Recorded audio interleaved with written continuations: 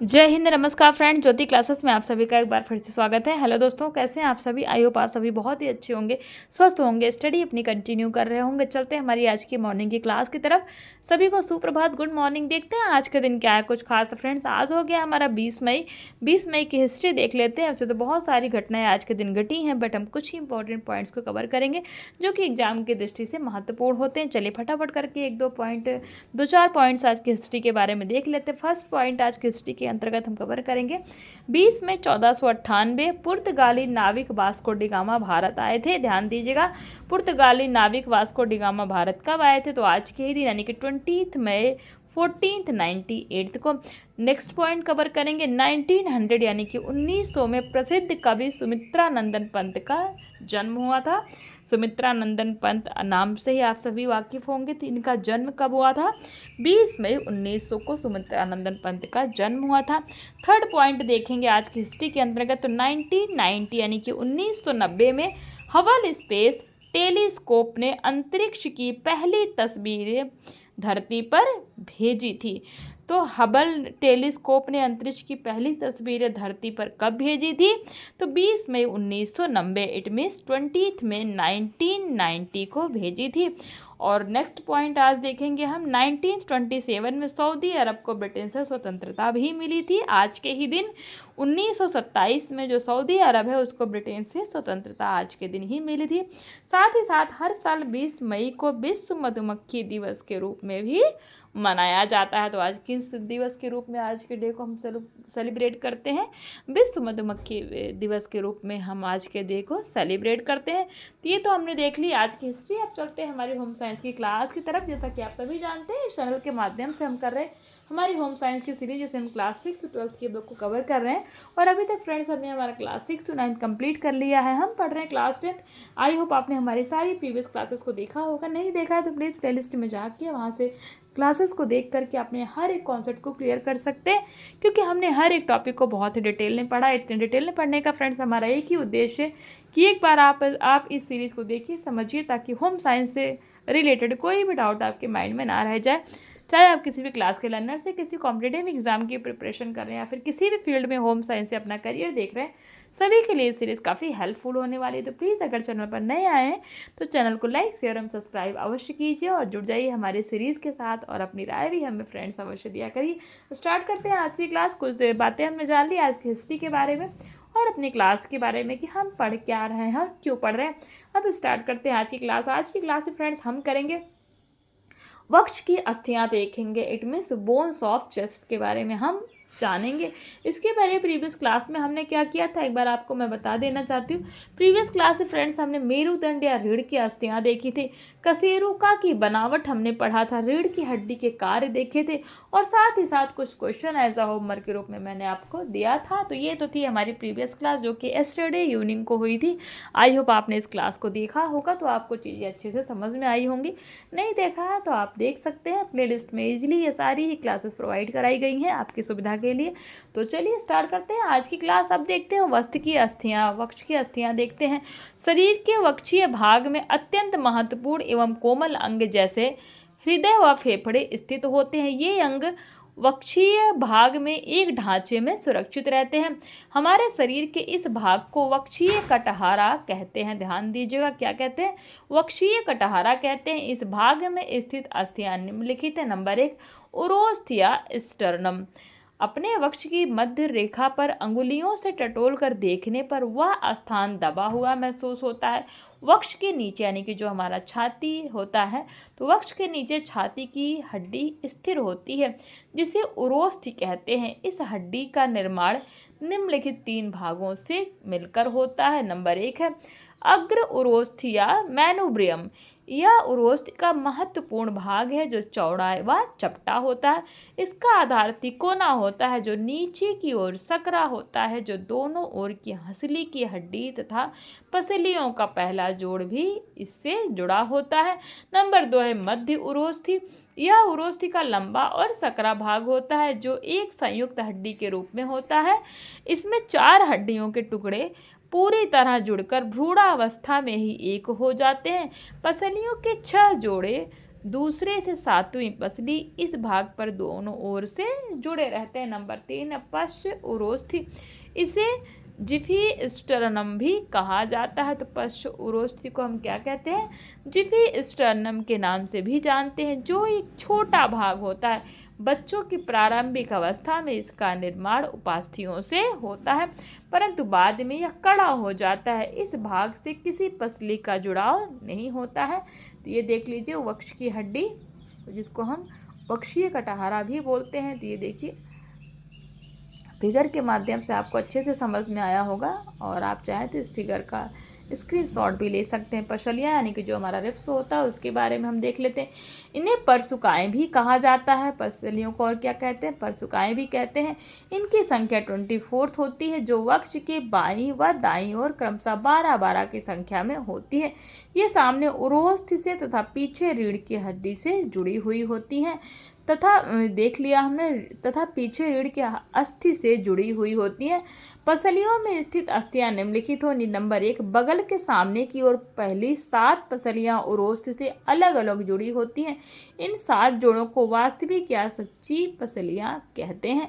Number 2, वास्तविक पसलियों के नीचे 8वीं, 9वीं तथा 10वीं पसलियां कॉर्टिलेज की सहायता से अपने ऊपर की पसलियों से जुड़ी होती हैं। चूँकि ये पसलियाँ वक्षास्थ से नीचे संबंधित नहीं होती हैं, इसलिए इन्हें असत्य पसलियाँ कहा जाता है। नंबर 3 है अंतिम 11वीं एवं 12वीं पसलियाँ बहुत छोटी होती हैं तथा वक्षास्थ से जुड़ी नहीं होती। चूँकि ये स्वतंत्र होकर निकली हुई होती हैं, इसलिए इन्हें तैरने वाली पसलियाँ कहते हैं। पसलियों के कार्य देख लेते हैं। पसलियों के निम्नलिखित कार्य हैं। नंबर 1 है पसलियाँ हृदय, फेफड़ों तथा बड़ी रक्तवाहिकाओं को सुरक्षा प्रदान करती हैं। नंबर 2, पसलियों के मध्य स्थित पेशियाँ श्वासोच्छ्वास में सहायता करती है। नंबर 3, पसलियों की 11वीं तथा 12वीं जोड़ी वृक्कों को सुरक्षा देती है। तो ये देखिए ये क्या है? कलाई तथा हाथ की अस्थियाँ आप देख पा रहे होंगे स्क्रीन पर। आप इसका स्क्रीनशॉट ले लीजिए, स्क्रीन के माध्यम से अच्छे समझ में आएगा। अब ये देखिए बाहु की विभिन्न अस्थियां व उनका संबंध, आपको फिगर समझ में आ रहा है ना? आप बताइएगा फ्रेंड्स, अगर फिगर समझ में नहीं आता तो ये फिगर ये एक्चुअल में जो ये हम पढ़ रहे हैं ना, मानव अस्थि संस्थान एवं संधियां हम जो पढ़ रहे हैं फ्रेंड्स, इसमें क्या है ना कि ये ऐसा चैप्टर, ऐसा टॉपिक है कि इसको पढ़ने से पढ़ हम इसलिए रहे हैं क्योंकि एग्जाम्स में इस टाइप के क्वेश्चंस पूछ लिए जाते हैं, तो उसके लिए पढ़ रहे हैं। बट ये फिगर से कराने पे आपको ये समझाने वाली चीज़ है। जैसे मैथ हम पढ़ते हैं ना, तो मैथ बिना समझे हम नहीं पढ़ सकते हैं। उसके फॉर्मूलाज तो हम याद कर लेते हैं, बट उसको प्रैक्टिकल हमें करना पड़ता है। तो एज इट इज़ ये चैप्टर भी वैसे ही है। आपको समझ लीजिए कि फार्मूला यानी कि जो क्वेश्चंस एग्जाम में बहुत सारे क्वेश्चंस भी इससे बनते हैं जो हम पढ़ाई कर रहे हैं, तो इसलिए हम पढ़ रहे हैं। बट इसको आपको समझाना पड़ेगा। इसकी क्लास भी मैं एक बार हमारा ये सिलेबस हो जाए ना, दिन इसकी क्लासेस भी मैं आपको अलग से प्रोवाइड कराऊंगी। जो हमारा मानव अस्थि संस्थान एवं संधियाँ हम पढ़ रहे हैं, इसको हम अलग से पढ़ेंगे और उसमें आपको हर एक चीज़ों के बारे में अच्छे से समझाया जाएगा। तो प्लीज़ पेशेंस रखिए, परेशान मत होइए। अगर कुछ समझ में नहीं आता फिर भी अगर अभी तुरंत ही डाउट लेना है तो आप कमेंट करिए, जहाँ पे भी डाउट है तुरंत जस्ट ही आपके डाउट्स क्लियर कराए जाएंगे। तो ये देख लीजिए, आप इसका स्क्रीनशॉट ले लीजिए। बाहु अथवा भुजा की अस्थियां देख लेते हैं। मानव शरीर के दोनों भुजाओं में कुल 64 अस्थियां होती, ध्यान दीजिएगा। जो हमारी दोनों भुजा होती है, आर्म्स होते हैं, उसमें कुल भुजाओं में कुल कितनी अस्थियां होती हैं? 64 अस्थियां होती हैं। भुजाओं की अस्थियों को 5 भागों में विभाजित किया जाता है, जो क्रमशः इस प्रकार हैं। ऊपरी बाहु की अस्थि, अग्र बाहु की अस्थि, कलाई की अस्थियां, हथेली की अस्थियां तथा अंगुलियों की अस्थियां। नंबर 1, ऊपरी बाहु की अस्थि। इस अस्थि को प्रगड़ास्थि या ह्यूमरस कहते हैं। ध्यान दीजिएगा, जो ऊपरी बाहु की अस्थि होती है इसको क्या कहते हैं? प्रगड़ अस्थि या ह्यूमरस कहते हैं। या ऊपर की स्कंधास्थि यानी कि स्कैपुला से स्कंध जोड़ तथा नीचे की ओर अग्र बाहु की अस्थि से मिलकर कोहनी जोड़ यानी कि एल्बो ज्वाइंट बनाती है। कौन? ऊपरी बाहु की अस्थि। नंबर 2, अग्र बाहु की अस्थि। अग्र बाहु कोहनी से कलाई तक की होती है। में 2 लंबी, मजबूत तथा परस्पर समांतर अस्थियां होती हैं, जिन्हें बहि प्रकोष्ठास्थि तथा अंतः प्रकोष्ठास्थि कहते हैं। बृहि प्रकोष्ठास्थि यानी कि रेडियस अस्थि अंगूठे की ओर होता है। अंतः प्रकोष्ठास्थि या उल्ना अस्थि छोटी अंगुलियों की ओर होता है। अंतः प्रकोष्ठास्थि अपेक्षाकृत लंबी अस्थि होती है। जब हथेली को इस तरह से मोड़ा जाए कि अंगूठा भीतर की ओर हो तो उस समय बहु प्रकोष्ठास्थि दूसरी अंतः प्रकोष्ठास्थि के ऊपर आ जाती है तथा ऊपरी सिरा कोहनी में बाहु के बाहरी किनारे से लगा होता है। कोहनी का जोड़ बनाने में अंतः प्रकोष्ठिका तथा प्रगणास्थि सहयोग देती है। यह जोड़ कब्ज संधि भी बनाती है। नंबर 3 है कलाई की अस्थियां। इसे मणिबंधिका या मणिबंध अस्थि कहते हैं। कलाई में कुल 8 अस्थियां होती हैं जो 2 पंक्तियों में बंधकर एक दूसरे से जुड़ी होती हैं। इन्हीं अस्थि बंधनों द्वारा कलाई को आसानी से घुमाया जाता है तथा इनमें लचीलापन भी होता है। किनमें? कलाई की अस्थियों में। नंबर 4 देख लेते हैं हथेली या करतल की अस्थियां। हथेली में कुछ 5 अस्थियां होती हैं तथा ऊपर की तरफ मणिबंध तथा नीचे की ओर अस्थियों से जुड़ी रहती हैं। इन सभी अस्थियों को करभास्थियां कहते हैं। क्या कहते हैं? करभास्थियां कहते हैं। नंबर 5 है अंगुलियों की अस्थियां। हाथ की अंगुलियों में कुल 14 अस्थियां होती हैं जिनमें प्रत्येक उंगली में 3 हड्डियां तथा अंगूठे में मात्र 2 अस्थियां होती हैं जिन्हें क्या कहा जाता है? अंगुलिया अस्थियां कहते हैं। क्या कहते हैं? अंगुलिया अस्थियां कहते हैं। अब श्रोणि मेखला के बारे में देख लेते हैं। ये अस्थियां नितंब से लेकर पैरों की उंगलियों तक फैली रहती हैं। इन्हें पश्चपाद की अस्थि भी कहते हैं। किनको? श्रोणि मेखला को। यह त्रिकड़ास्थित 3 अस्थि यानी कि इलियम, स्टिचियम व फ्यूविस से मिलकर बनी होती हैं। इनके दोनों ओर स्थित 2 टेढ़े मेढ़े आकार की अस्थियां होती हैं जो वक्ष और उदर के मध्य पेशी के नीचे पीछे की ओर स्थित होती हैं जिन्हें कूल्हे की हड्डी या नितंबा अस्थि कहते हैं। मनुष्य के बैठे होने पर ये 2 अस्थियां सारे शरीर का भार वहन करती हैं। नीचे की शाखाएं दोनों टांगों व धड़ के साथ श्रोणि मेखला से जुड़ी रहती हैं। त्रिकास्थि तथा नितंब की अस्थियों से मिलकर श्रोणि मेखला बनती है। त्रिकास्थि के दोनों ओर वक्र अस्थियां होती हैं जिन्हें नितंबा अस्थियां कहते हैं। इन अस्थियों के निचले दाएं और बाएं भाग पर परस्पर मिलते हैं जिन्हें जंघनास्थियां कहते हैं। जंघनास्थियों के निचले उठे हुए भाग को आसनास्थि कहते हैं। क्या कहते हैं? आसनास्थि कहते हैं, जिसके कारण व्यक्ति बैठने में सक्षम होता है। श्रोणि मेखला में ही मलाशय, मूत्राशय तथा गर्भाशय आदि सुरक्षित रहते हैं। श्रोणि मेखला के बारे में हमने पढ़ा था ना। श्रोणि मेखला जिसको हम क्या बोलते हैं? पेल्विक ग्रंडर बोलते हैं। तो उसमें ही जो है क्या है? मलाशय, मूत्राशय तथा गर्भाशय आदि सुरक्षित रहते हैं। ये देखिए श्रोणि मेखला, आप फिगर से समझ में आ रहा होगा। अब देख लेते हैं पाँव की अस्थियों के बारे में। हम देख लेते हैं तो पाँव की अस्थियों को अधो शाखा की अस्थि भी कहते हैं जिसमें कूल्हे की अस्थि स्थित होती है। पाँव की अस्थियों में जांग, पाँव, टखना, तलवा तथा अंगुलियों को सम्मिलित किया जाता है। नंबर 1 है जांग की हड्डी अथवा फीमर जिसको हम बोलते हैं। तो उर्का मानव कंकाल की सबसे लंबी हड्डियों में गिनी जाती है, यानी कि जो हमारी फीमर होती है वो क्या होती है? सबसे जो है लंबी अस्थियों में गिनी जाती है तथा अन्य अस्थियों से मजबूत भी मानी जाती है। इसका ऊपरी सिरा गोल तथा चिकना होता है जिसके कारण श्रोणि उलूखल में फंसी रहती है। यह आसानी से कई दिशाओं में घूम सकती है। इस अस्थि का दूसरा निचला सिरा घुटने का जोड़ बनाता है तथा अपेक्षाकृत चौड़ा होता है। नंबर 2 टांग अथवा पगदंड की अस्थियां। यह भाग घुटने से आगे टखने तथा 2 समांतर हड्डियों से मिलकर बनता है। ये हड्डियां मोटी तथा लंबी होती है।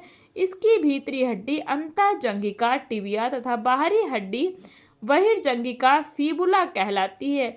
अंतःजंघिका तथा उर्विका या फीमर के तल आपस में चिपके रहते हैं। बहिर्जंघिका का एक सिरा अंतःजंघिका से जुड़ा होता है। घुटने पर सामने की ओर एक चपटी तथा तिकोनी हड्डी होती है जिससे क्या कहते हैं? पटेला कहते हैं। यह घुटने को आगे की ओर मुड़ने से रोकती है, परंतु पिछले सिरे को कोई रुकावट नहीं होती है। नंबर 3 है टखने की अस्थि। यह अस्थि दोनों टांगों में सात सात की संख्या में उपस्थित होती है, जो टांग की मोटी हड्डी से जुड़कर टांग तथा पैर के नीचे का कोड़ बनाती है। यही अस्थि खड़े व्यक्ति का भार संभालती है। इन्हें क्या कहते हैं? इन्हें हम कहते हैं फ्रेंड्स गुल्फ की अस्थियां भी कहते हैं। नंबर 4 तलवे की अस्थि। ये संख्या में 5 होती है। ये तलवे का भाग बनाती है। ये एक ओर टखने की अस्थि से तथा दूसरी ओर अंगुलियों से जुड़ी होती है। इनको प्रपदा अस्थि कहते हैं। तो क्या कहते हैं इनको? प्रपदा अस्थि कहते हैं। किसको? इन तलुए की अस्थि को। नंबर 5 है पैर की अंगुलियों की अस्थियां। हाथ की तरह ही प्रत्येक पैर में 14 अस्थियां होती हैं, 3-3 प्रत्येक उंगलियों में और 2-2 अंगूठों में। अंगुलास्थियां होती हैं, परंतु इनमें हाथ की अंगुलियों की तरह स्वतंत्र रूप में गतिशीलता नहीं होती। ध्यान दीजिएगा, जो हाथ की उंगलियों में जो अस्थियां होती हैं उनमें गतिशीलता होती है, बट इसमें स्वतंत्रता एवं गतिशीलता नहीं होती है। तो ये देख लीजिए, आपको फिगर दिख रहा होगा, टांग की अस्थियों का फिगर देख लीजिए कैसे है ये, और पैर की उंगलियों की अस्थियां यहाँ से स्टार्ट होती हैं और ये सारी अस्थियां हैं। आपको फिगर से अच्छे से समझ में आएगा। ये कुछ क्वेश्चन देख लीजिए। कोमल अंग कहाँ सुरक्षित रहते हैं? नंबर 2 उरोस्थि कहाँ स्थित होती है? नंबर 3 पसलियों की संख्या कितनी होती है? क्वेश्चन 4 कहता है मणिबंध अस्थि किसे कहते हैं? क्वेश्चन 5 श्रोणि मेखला की अस्थियां कहाँ तक फैली होती हैं? तो ये देखा ना, ये आ गया क्वेश्चन। तो प्लीज़ आपने इनका स्क्रीनशॉट आपसे मैं कहूँगी ले लीजिए, और अभी तक आपने ले भी लिया होगा, और इसको सॉल्व भी करिएगा, आपसे इजीली ये क्वेश्चन सॉल्व हो जाएंगे। अब एक और देख लेते हैं, अस्थि संधिया जोड़ के बारे में हम देख लेते हैं। कंकाल तंत्र में 2 या 2 से अधिक अस्थियों के परस्पर संबंध होने के स्थल को संधि कहा जाता है। अस्थि संधियों के कारण ही शरीर की अस्थियां व्यवस्थित ढंग से आवश्यक गति करती हैं। प्रत्येक संधि पर ऐसी ग्रंथियां होती हैं जिनसे चिकने पदार्थ स्रावित होते हैं। इनके द्वारा जोड़ सही ढंग से कार्य करते हैं तथा सुरक्षित रहते हैं, परंतु शरीर में केवल एक अस्थि ऐसी होती है जो किसी भी अस्थि से नहीं जुड़ती। वह अस्थि गले की यानी कि कंठ का अस्थि होती है। तो शरीर में केवल एक ही अस्थि होती है ना, जो किसी भी अस्थि से नहीं जुड़ती है। वो कौन सी होती है? कंठ का अस्थि होती है।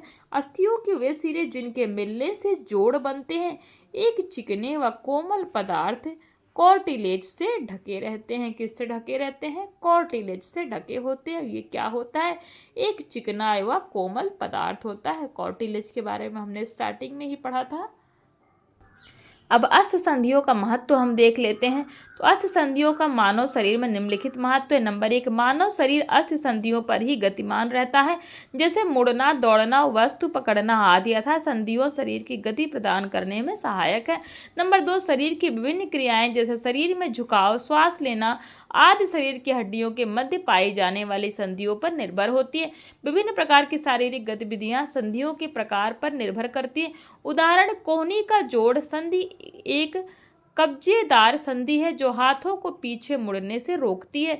इसी प्रकार कंदुक खलिका ऐसी संधि है जो संपूर्ण बाह को किसी भी दिशा में आसानी से घूमने देती है। नंबर 3 खोपड़ी के बीच में उपस्थित संधियां विशेष कार्य करती हैं। इन्हीं संधियों के कारण बाल्यावस्था में मस्तिष्क के विकसित होने में किसी प्रकार का व्यवधान उत्पन्न नहीं होता है। यही संधियां आगे चलकर अचल हो जाती हैं तथा मजबूत कपाल का निर्माण करती हैं। तो हमने देख लिया अस्थि संधियों का महत्व क्या है ह्यूमन स्केलेटन में।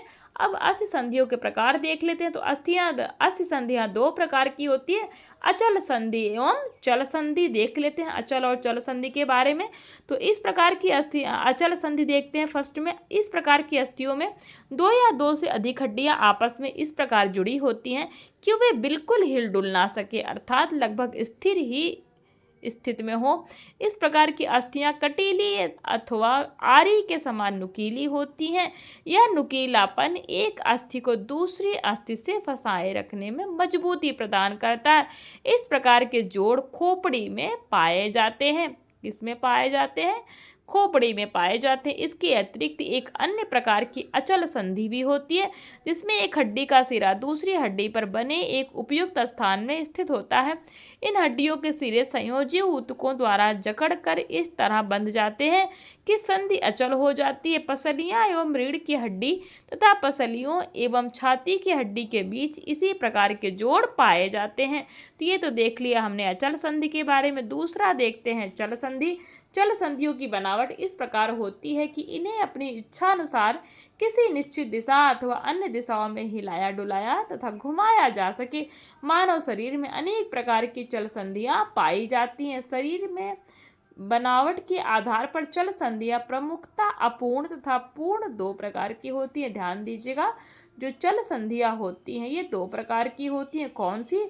अपूर्ण तथा पूर्ण दो प्रकार की होती हैं। इनका विवरण देख लीजिए। नंबर 1 है अपूर्ण संधि। ये केवल उपास्थियों द्वारा बनी हुई संधियां हैं तथा इनकी गति अत्यधिक सीमित होती है। कूल्हे के दोनों फ्यूबिस अस्थियों के मध्य अपूर्ण संधि होती है। नंबर 2 पूर्ण संधि। इसमें जुड़ने वाली अस्थियों के मध्य स्थित रिक्त स्थान में एक द्रव्य भरा रहता है जिसमें इनमें पर्याप्त गति होती है। ये तो हमने देख लिया चल संधि के प्रकार, अपूर्ण संधि एवं पूर्ण संधि। अब देख लेते हैं पूर्ण संधि के प्रमुख उप प्रकार भी हैं। जो हमारा पूर्ण संधि है इसके उप प्रकार है कौन से? कब्जेदार संधि। इस प्रकार की संधि में शरीर के अंगों को एक दिशा में घुमाया जा सकता है। इस प्रकार की संधि में कोई एक हड्डी या उसका कोई प्रबंध इस प्रकार बढ़ा रहता है कि वह एक निश्चित दिशा के अतिरिक्त किसी अन्य दिशा में गति को पूर्णता रोकता है। कोहनी, घुटना तथा अंगुलियों में इस प्रकार का जोड़ पाया जाता है। ये देखिए कब्जेदार संधि, आपको फिगर दिख रहा होगा अच्छे से। आप इसका स्क्रीनशॉट ले लीजिए और फिर भी कोई डाउट होता है तो बताइएगा, समझाया जाएगा ये आपको। अब चलते हैं कंदुक, हलिका या गेंद और पल्लेदार संधियां। इस संधि में एक हड्डी का सिरा गेंद के समान गोल होता है और दूसरी हड्डी का सिरा प्याले की तरह होता है। प्याले नुमा आकार वाले सिरे में गेंद वाला सिरा स्थित रहता है जिसे चारों ओर घुमाया जा सकता है। कूल्हे तथा जांघ में इस प्रकार के जोड़ पाए जाते हैं। घूमते समय अस्थियों को रगड़ से बचाने के लिए गाढ़ा तरल पदार्थ प्याले नुमा एवं गेंद वाले सिरे के मध्य भरा रहता है। यह तरल पदार्थ अत्यंत लचीला झिल्ली के अंदर बंद रहता है। जोड़ पर रज्जु भी संलग्न होता है जिससे अस्थियां एक दूसरे से दूर न हो तथा साथ ही इन दोनों सिरों पर उपास्थियों का आवरण भी चढ़ा रहता है। तो ये देखिए कंदुक खलिका संधि के बारे में आप देख सकते हैं। ये फिगर आप इसका स्क्रीनशॉट ले लीजिए। अब नेक्स्ट देखते हैं खूंटीदार संधि। इसे कीलदार या ध्रुराग्र संधि भी कहा जाता है। इसमें एक अस्थि प्रबद्ध धुरी की तरह या खूंटी की तरह सीधी होती है। इस धुरी पर दूसरी अस्थि इस प्रकार टिकी रहती है कि इनको किधर भी घुमाया जाए इसमें खूंटी वाली हड्डी गति नहीं करती बल्कि उस पर टिकी हुई हड्डी ही गतिमान होती है। रीढ़ की हड्डी की पहली दूसरी कशेरुका खोपड़ी के साथ इस प्रकार का जोड़ बनाती है। रीढ़ की हड्डी की कशेरुका एक प्रबद्ध निकला रहता है। ध्यान दीजिएगा, जो रीढ़ की हड्डी की कशेरुका का एक प्रबंध क्या है वो निकला रहता है जिस पर खोपड़ी रखी रहती है। इस संधि की सहायता से हम खोपड़ी को इधर उधर तथा ऊपर नीचे हिला सकते हैं। होता है ना, सर को पकड़ के ऐसे हिलाते हैं, तो वो किसकी सहायता से होता है? वो होता है फ्रेंड्स खूंटीदार जो संधि होती है उसकी सहायता से हम ऐसा कर सकते हैं। नेक्स्ट देखते हैं प्रसर अथवा फिसलनदार संधि। इसे विसर्बी संधि भी कहा जाता है। यह संधि वास्तविक रूप से किसी जोड़ का निर्माण नहीं करती बल्कि इसकी हड्डियां एक दूसरे के ऊपर अपने चपटे तले के पास लगी रहती हैं। इन दोनों की चौड़ाई में अनेक उपास्थियां होती हैं जो इन हड्डियों को गति करने के लिए फिसलने में मदद करती हैं। इसीलिए इनका नाम क्या है? ग्रसर अथवा फिसलनदार संधि है। इस प्रकार की संधि में दोनों हड्डियों के बीच कॉर्टिलेज की गद्दी पाई जाती है।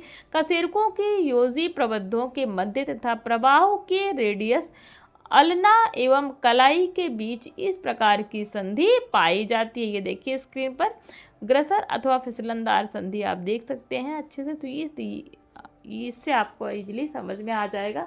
अब देख लेते हैं जो नेक्स्ट और लास्ट है हमारा पर्याय संधि के बारे में देख लेते हैं। यह संधि कंदुक खलिका संधि के समान होती है, परंतु इसमें कंदुक एवं खलिका का विकास न्यून होता है। उदाहरण, अंगूठे के जोड़ जिन्हें अंगुलियों की अपेक्षा इधर उधर अधिक घुमाया जा सकता है, तो इनको ही हम क्या कहते हैं? पर्याय संधि कहते हैं। आप देखिए फिगर में, ये भी आपको फिगर से अच्छे से क्लियर हो जाएगा।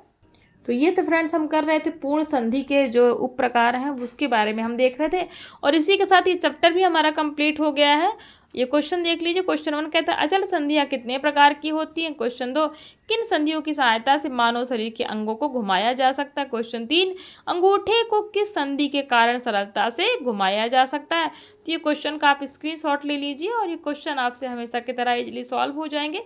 तो आज की क्लास को यहीं तक रखते हैं। मैंने आपको ये चैप्टर समझाने का पूरा प्रयास किया है, फिर भी कोई डाउट रह जाता है तो कमेंट करके पूछिए। आपके डाउट लेने का पूरा प्रयास किया जाए। कोई वर्ड हो, कोई सेंटेंस हो, कोई ऐसा फिगर हो जो आपको समझ में ना रहा हो, फिगर का मैंने बोला ना आपको स्क्रीनशॉट ले लीजिए। उसके बाद भी अगर फिगर ना समझ में आ रहा होगा, कुछ पूछना है तो प्लीज़ कमेंट करके पूछिए। आपको अच्छे से हर एक टॉपिक को, हर एक कॉन्सेप्ट को आपके क्लियर कराया जाएगा।